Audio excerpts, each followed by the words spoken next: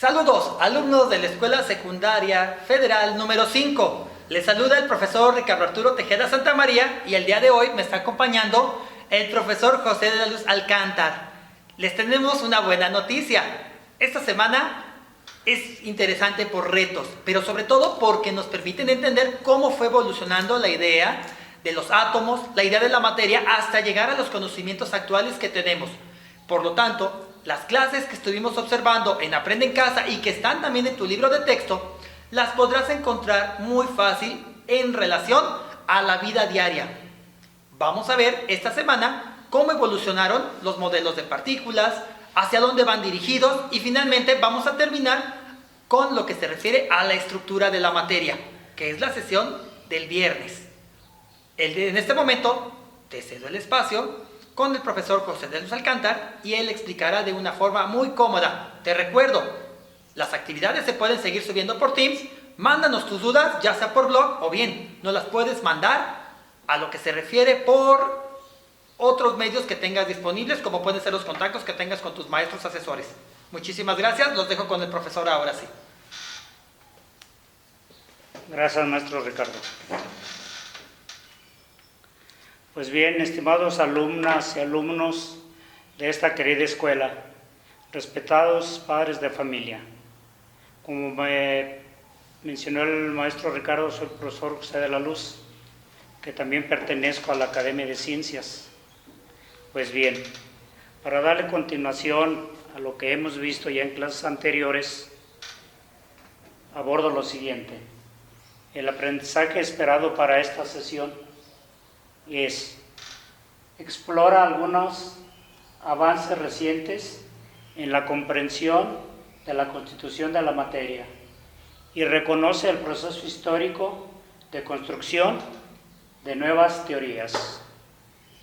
Remontando o refiriéndome a este aprendizaje esperado, dice, explora algunos avances. ¿Qué nos indica esto?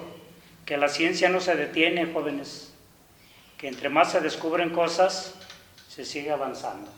Viene a la otra parte, en la comprensión de la constitución de la materia.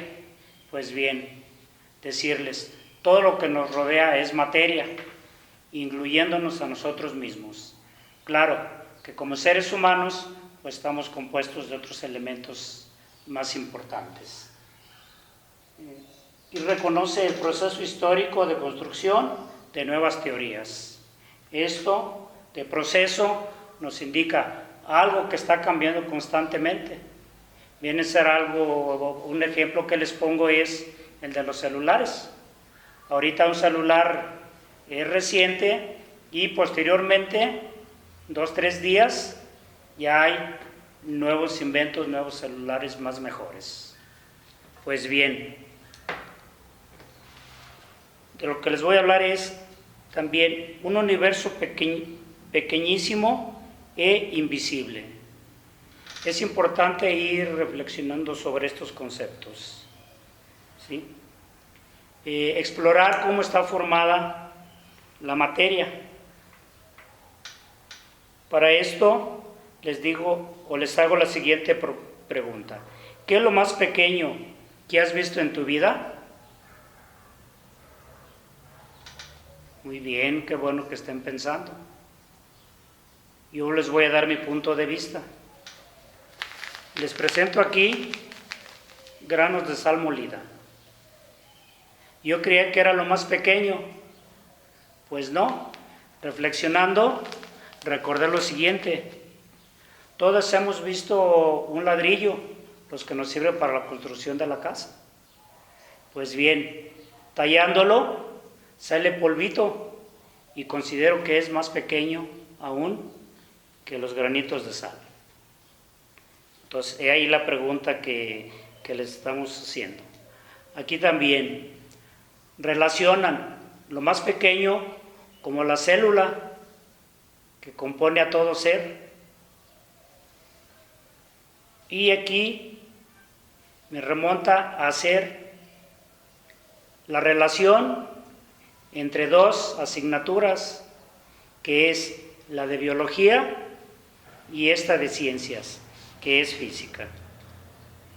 Bueno, esto de la constitución de la materia no es nuevo, jóvenes, recordándoles que los griegos, una cultura pues muy importante para la humanidad, ya comentaban algo al respecto.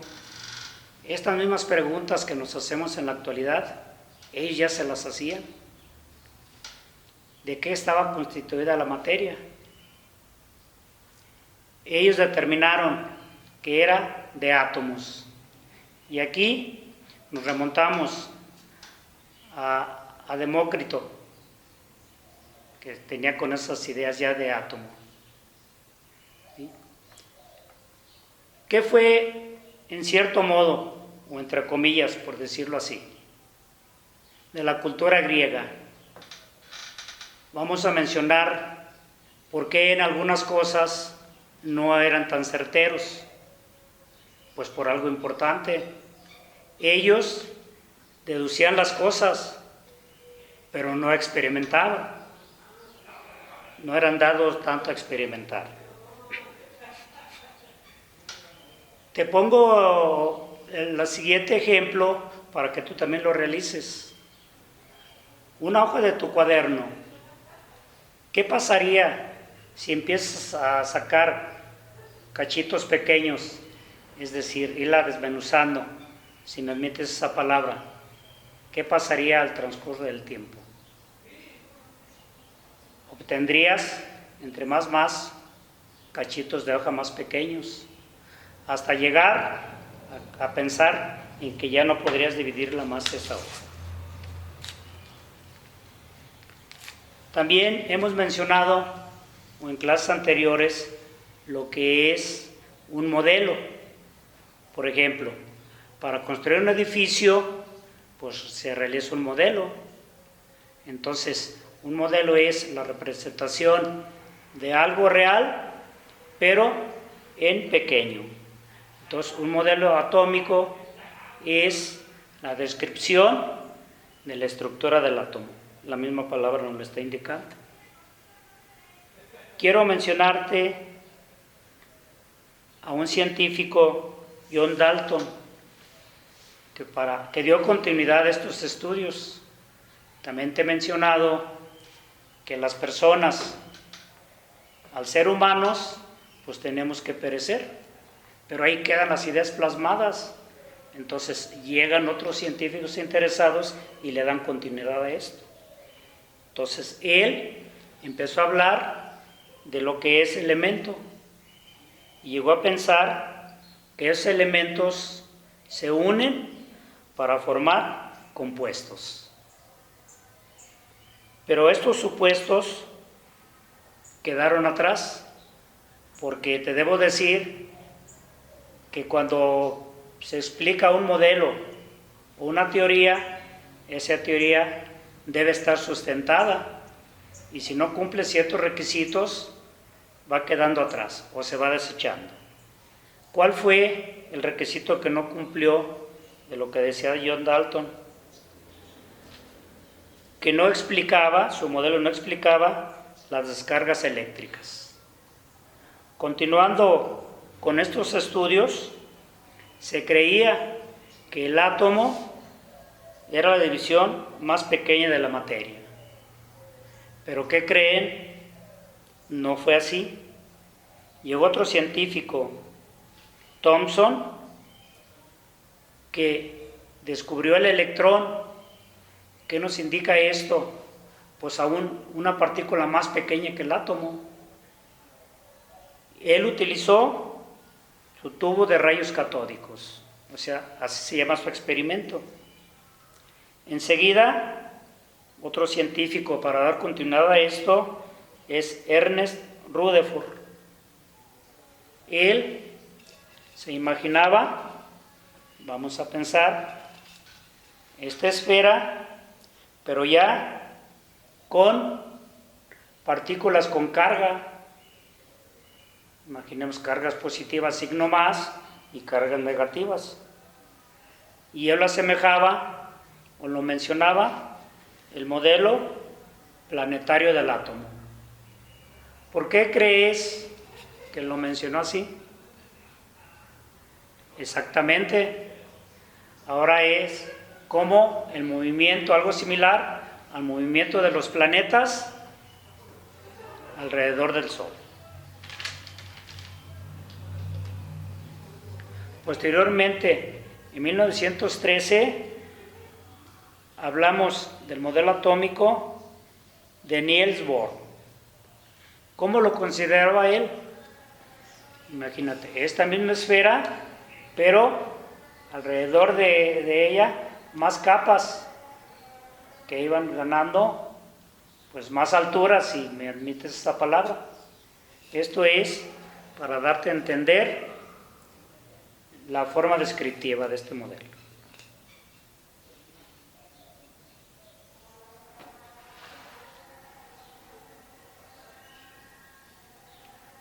Ahora, te hago la siguiente pregunta en base a estas explicaciones. ¿Crees que aún hay más cosas pequeñas que existan?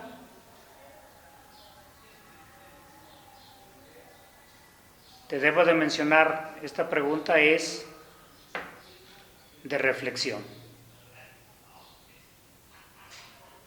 Por su atención, gracias. Muchas gracias, maestro. Bien, en este momento nos vamos a conectar con otro de nuestros compañeros a la distancia. Esa es la ventaja de estudiar tecnologías, y lo cual él continuará explicándote el siguiente tema. Así mismo te podrá explicar en qué consiste el reto y poder apoyarte en solucionar este tipo de situaciones que a lo mejor te está causando problemas. Por lo que te vuelvo a recordar, conéctate con nosotros y en este momento te dejamos con nuestro compañero a la distancia. Muchísimas gracias. Hola, soy la maestra Alejandra y les hablaré acerca del movimiento de los átomos. ¿Alguna vez se han preguntado por qué el agua es sólido como el hielo, líquido como la conocemos el agua, y gaseoso como el vapor, que puede llegar a subir hasta las nubes, siendo esta la misma sustancia? Bueno, visualizando el hielo, como se los voy a compartir.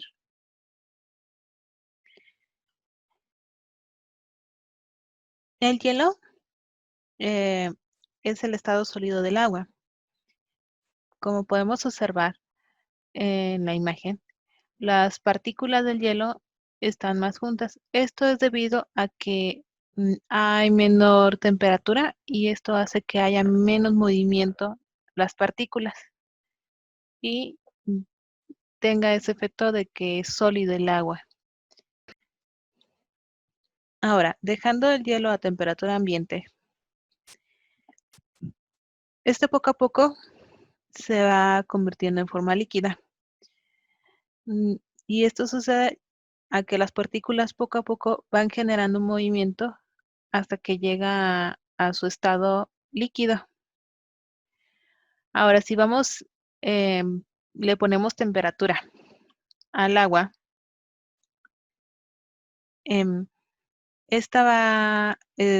las partículas se van excitando y van generando un movimiento unas contra otras, así generando una mayor velocidad.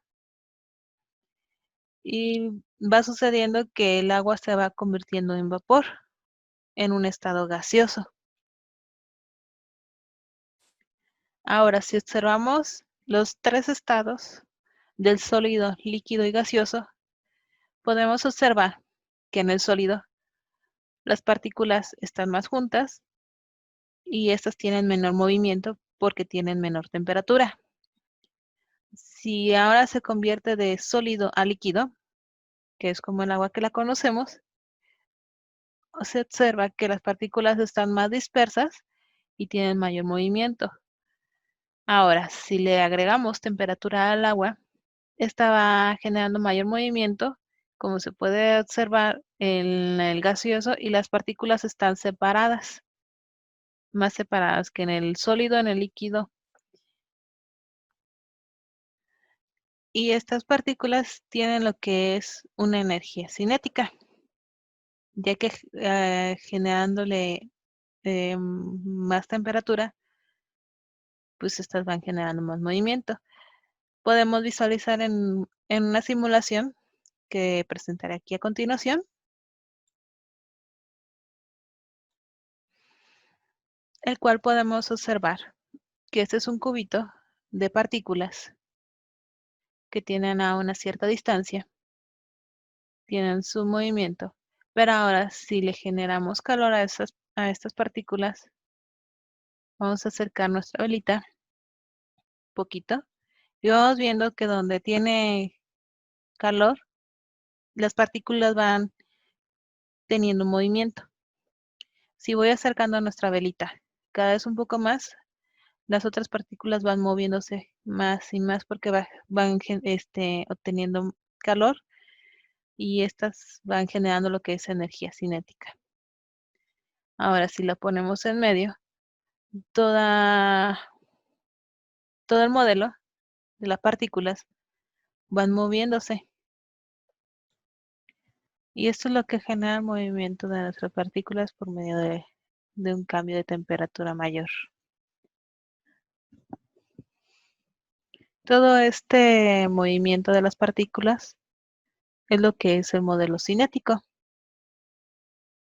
que a mayor temperatura, mayor movimiento hay, como se observa en nuestra simulación.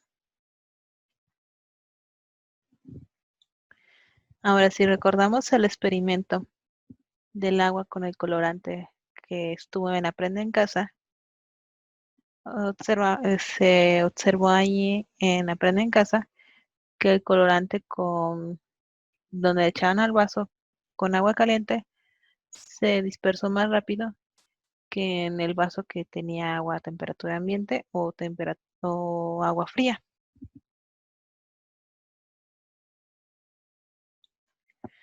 Y el modelo cinético mm, está basado en 3 principios, que la materia está formada por partículas muy pequeñas que no se pueden ver, que estas están en constante movimiento y como podemos observar nuestro modelo, están a una cierta distancia, que están enlazadas, pero no están pegadas. Y estas las mantienen unidas, no es debido a la fuerza de cohesión que tienen mantener las partículas estar unidas entre sí.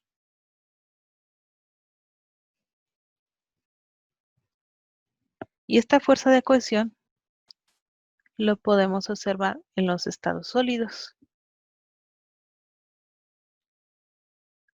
como el hielo que se presentó en un principio.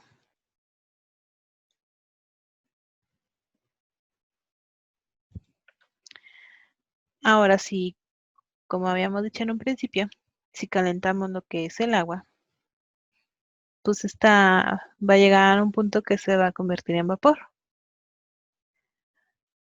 Y ya habíamos como comentado al principio, nuestras partículas van teniendo una cierta distancia y tienen mayor movimiento, pero además estas partículas, como es en forma gaseosa, tienden a más a tener lo que es estar más dispersas las partículas y no estar tan unidas como en el hielo. Y esa separación de partículas es debido a la fuerza de repulsión que tiende a dispersar las partículas y alejarlas unas de las otras. Y esas partículas de gas tienen un movimiento aleatorio. Y todo esto que se acaba de explicar, espero que les sirva para lo que es el reto del modelo cinético de partículas, en el cual nos hace una pregunta de qué es un modelo cinético de partículas, además de que nos pide que hagamos un cuadro cinético sobre modelo cinético de partículas o un resumen.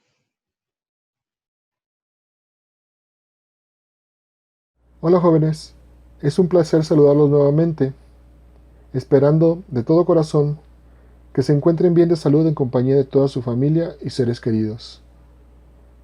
En esta ocasión, estaremos revisando el video correspondiente al día jueves 29 de octubre.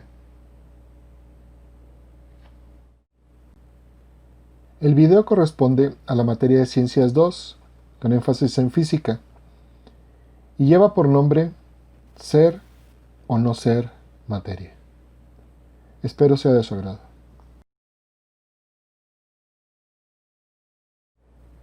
El aprendizaje esperado a abordar en esta sesión corresponde a describir las características del modelo de partículas y comprender su relevancia para representar la estructura de la materia.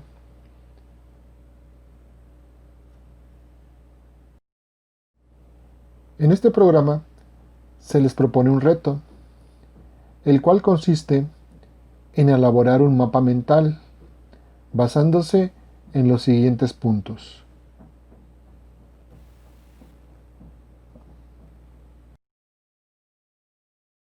Los puntos a considerar en este reto son qué es la materia, la clasificación de las propiedades de la materia, qué es la masa, qué es el volumen y qué es la densidad y la relación que guardan entre ellas.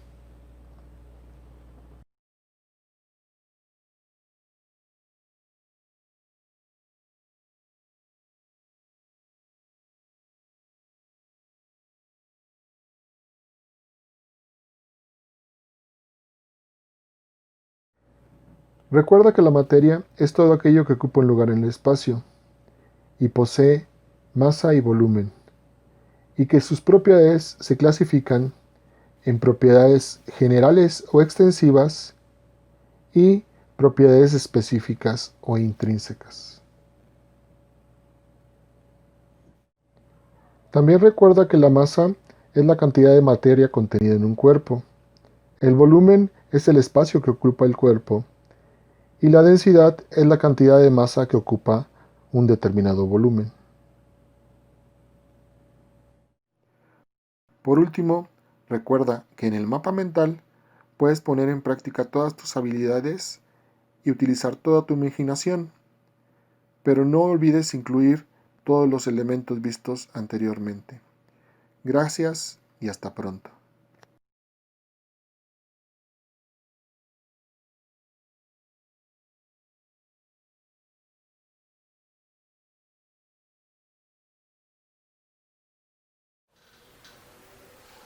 Pues bien, maestros, ya estamos otra vez de regreso y agradecemos a nuestros compañeros que hicieron posible la explicación de los otros temas y que te han ayudado con los retos.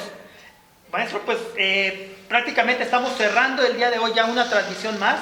Nos queda la sesión del viernes, pero bueno, vamos a darle continuidad a lo que usted comenzó hablando de modelos atómicos.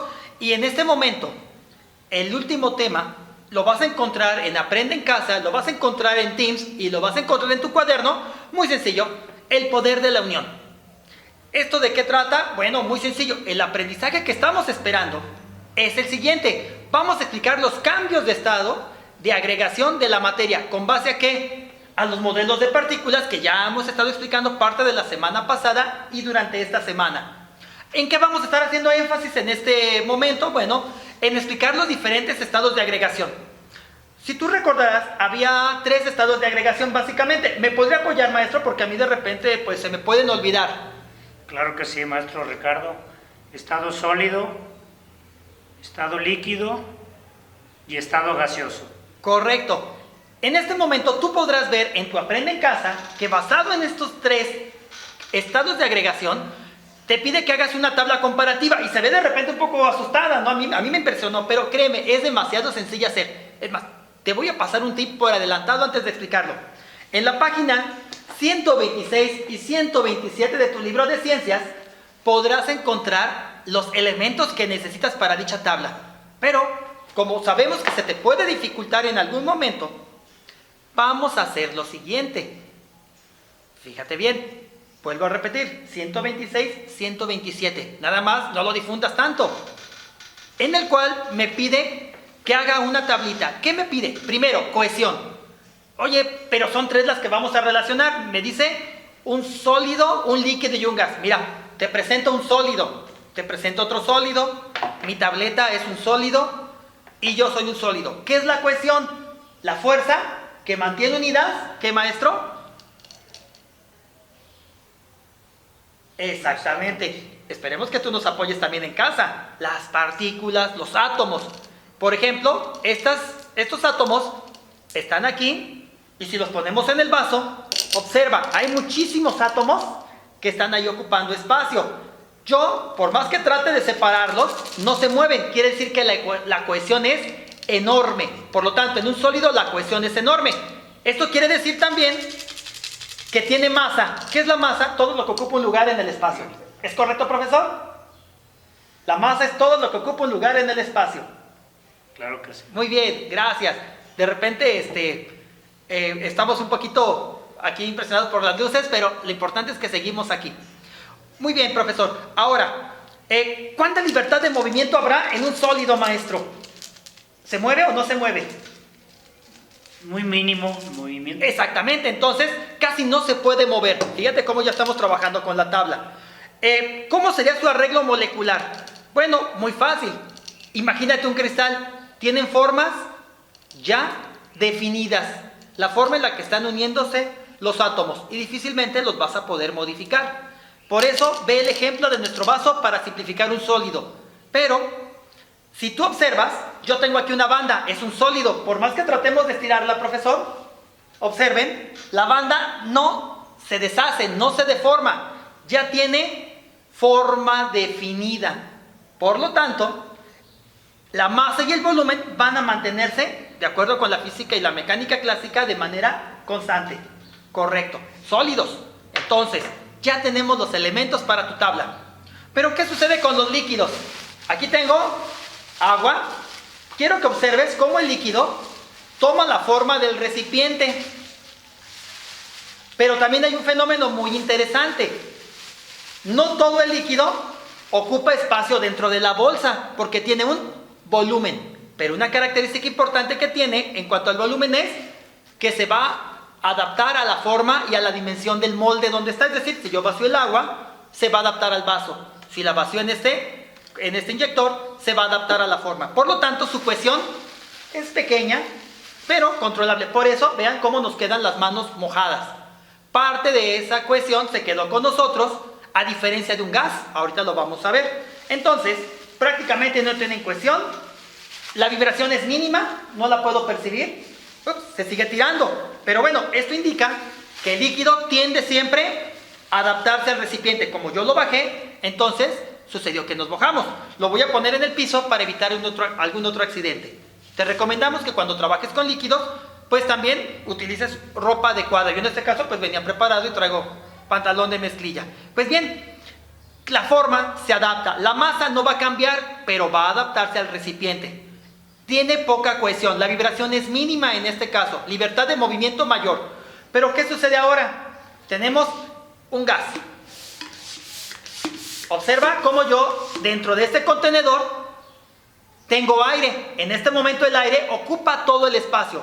A la hora de impulsarlo, todo este aire sale y ya no hay nada. Entonces, la cohesión que tiene un gas es mucho menor, profesor. Sí. Correcto. ¿Cuánto será la libertad del movimiento del gas?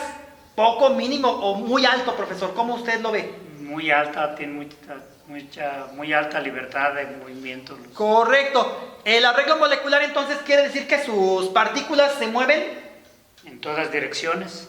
Entonces, fíjate, ya estarás pensando que si lo calentamos, el movimiento de las partículas será mucho mayor. Así es.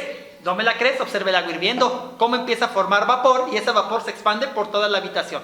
Entonces, una característica que tiene un gas es que, aunque tú no lo veas, a la hora yo de impulsarlo, va a llenar toda esta habitación. Por eso podemos respirar aire, a diferencia del líquido, que ocupa el volumen, y a diferencia del sólido. Pues bien, el gas no vas a observar o no vas a percibir una vibración por medio de ese gas. Así es como vamos a contestar nuestro reto. Lo único que tienes que hacer es observar con las canicas, observar en un recipiente. Aunque el reto que viene Aprende en Casa es muy parecido, yo te lo muestro de una manera más sencilla para que lo puedas analizar. Pues bien, con eso, maestros, cerramos nuestra transmisión. Te recordamos que debes de mantener la sana distancia, quedarte en casa y sobre todo, sigue las recomendaciones. Cualquier duda, pues nos puedes contactar por medio del blog. ¿Tenemos algún otro medio para poder contactar a nuestros alumnos, profesor? Teams, maestro. Correcto, por la plataforma de Teams puedes hacernos llegar también preguntas y enviarnos tus tareas. Te recuerdo, está cerca también el 40 aniversario de la escuela. Está al pendiente en nuestros medios de publicación. Muchísimas gracias, nos despedimos. Gracias.